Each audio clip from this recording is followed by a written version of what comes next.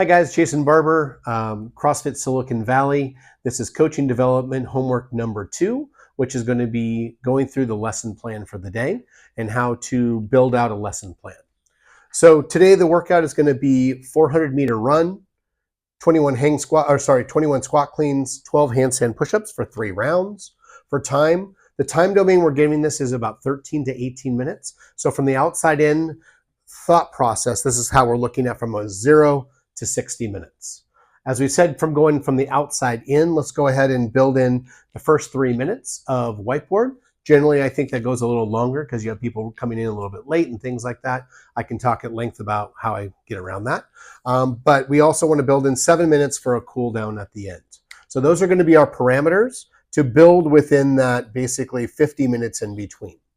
So the way that I'm actually looking at this here is if we build at a longest time of about 18 minutes, maybe a 20-minute time cap, we really want to start that at about 35 minutes into the workout to really give ourselves the right amount of time to finish that.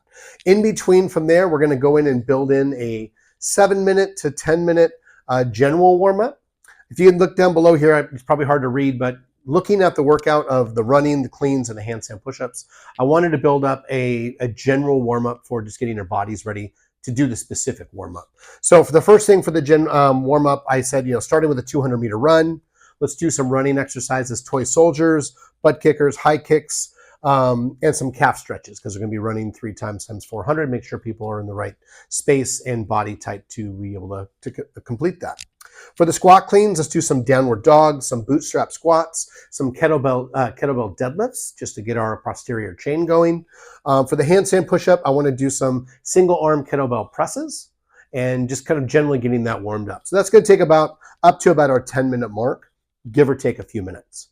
Getting into the specific warm-up for this here, we've got about 20 to 22 minutes, depending on how far the first ones go.